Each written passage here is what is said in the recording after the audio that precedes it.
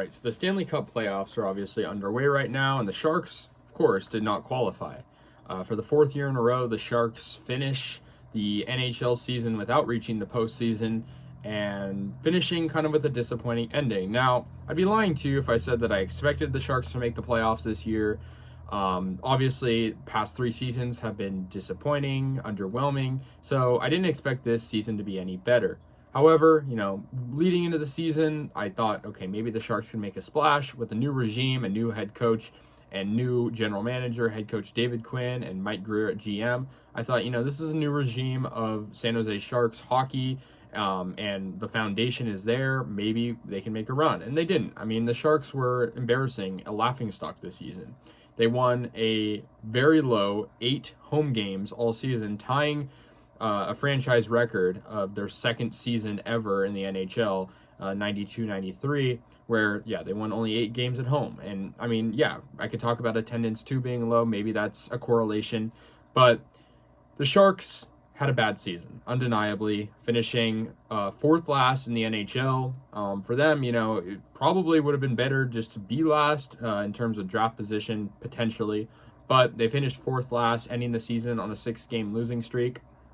So I'm kind of going to go over and summarize the season. I do a season in review every time one of my team's season ends.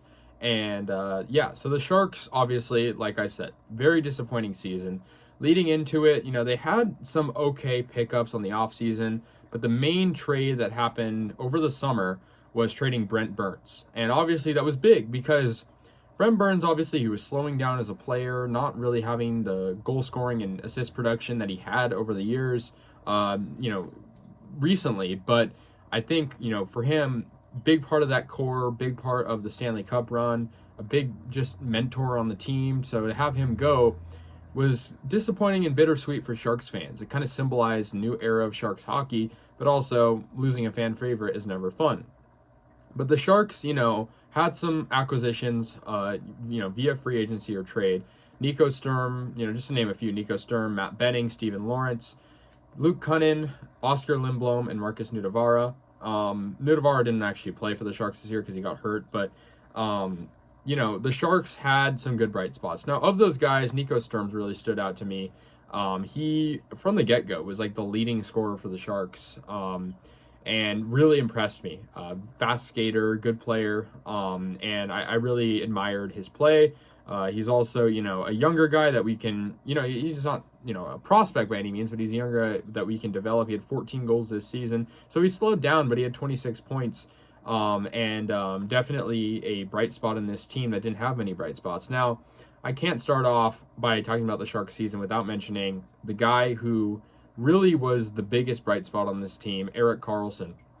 Erik Carlson, ever since he joined the Sharks, he's been a pretty average to below average player. And it's nothing against Erik Carlson. I mean, he's done great things in the past. He's proven himself already. He doesn't have much more to prove.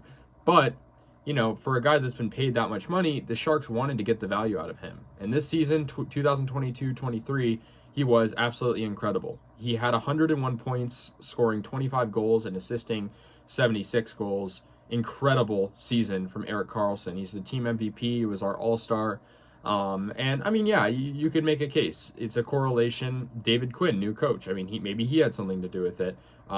It's hard to praise a coach that only won, a certain amount of games. The Sharks this year only winning a whopping 22 games. So definitely hard to praise a guy like that, but a guy, that had kind of correlated with Erik Carlson's rejuvenated season is pretty impressive. And of course, I think too, the Sharks, obviously a lot of their good prospects, William Eklund, Thomas Bordeleau, just to name a couple, and then of course some good goalies down there in the minors with the Barracuda, didn't really get that much of a shot to play in the NHL, which I thought was interesting, because, there's contract reasons, there's also, health reasons, guys getting hurt at the NHL level, but I think it's interesting, and maybe they're saving them for next year. But, the minor league system, Tristan Robbins, Daniil Gushkin, it's looking pretty bright. A guy who also had a really good season was Logan Couture, sort of a quiet good season because, of course, it's going to be overshadowed by Erik Carlson, who had the, best defenseman in all of hockey, I'll just say that. But Logan Couture, good season from him. He had 27 goals on the year, 40 assists, so 67 points, not bad at all. And I feel like, it was kind of a quieter season, at least media-wise, for Logan Couture, because, he's going to be overshadowed a little bit by Erik Carlson. Not to say that, Logan Couture didn't have a great season, because he did. And I really praise the captain for that, needing to take a leadership role, even though the Sharks were obviously a lot on the short end of the scoreboard. Now, another guy, Tomas Hertl, 63 points on the year. I expected, a bigger season from him, but I'm not going to fault 22 goals and 41 assists. Not bad at all. But, he's obviously a guy that we've committed to having around for the long term, and so it's good to see him put up those numbers. So yeah, the Sharks, the big issue, though, was the defense, right? Because some shifts, the Sharks would have Vlasic and Benning out there on defense, and yeah, with all due respect to Vlasic, it's like he's not the same player he was 5-10 years ago. So it's, it was kind of hard to see him kind of just sluggishly play, and the Sharks would allow a lot of goals. The biggest thing, obviously, talked about at the trade deadline, Teemo Meyer, Sharks, arguably one of their best players, heading into this year. I mean, he's a great, great player, Teemo Meyer. Fan favorite. Started his career with the Sharks, and unfortunately, there was uncertainty at the beginning of the year surrounding his contract, and Mike Greer kind of left things vague, intentionally, obviously, because, he was traded. And I mean, there was no doubt really kind of heading into that midseason mark that Teemo Meyer was going to get traded, considering how good of a season he had, and, how bottom, the Sharks were on the standing. So, it just wasn't, right fit for the long term to keep him in San Jose. But, the Sharks did get a first round pick out of it, and some younger guys like Zetterlund. And so, hopefully that'll pan out. I mean, best of luck to Teemo Meyer. It's obviously been a few months since he's been traded, but yeah, I mean, it's definitely, it was a gut punch, because he was a fan favorite, but you all kind of knew it was going to happen.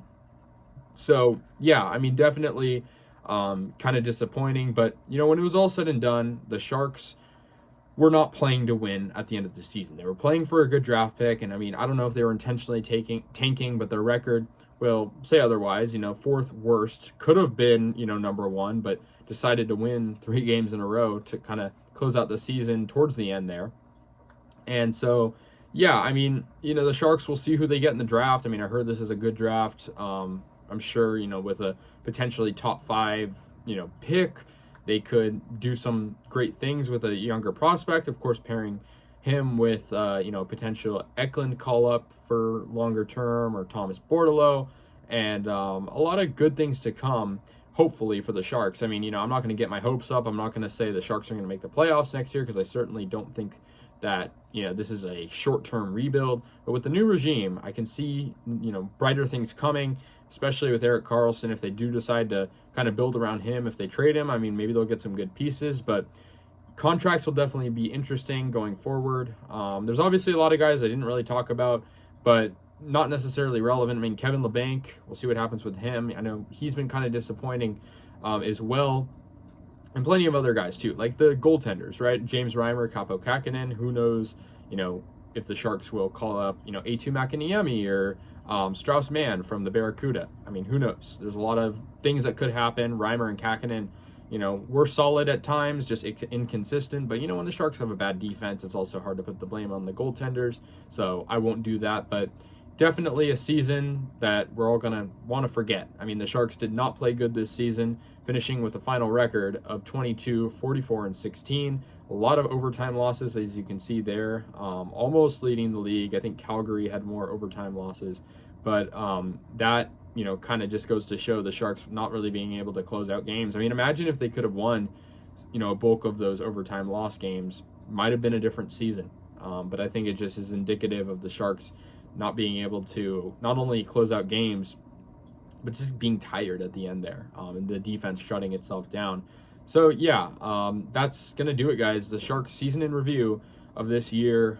Disappointing season, a season with new uniforms, a season with a new regime and a new arena for the minor league AHL Barracuda, but definitely a hard season to watch. Low attendance numbers at SAP Center. Not, a fun season for Sharks fans by any means, because the product was just hard to watch on the ice. Hopefully new things will come.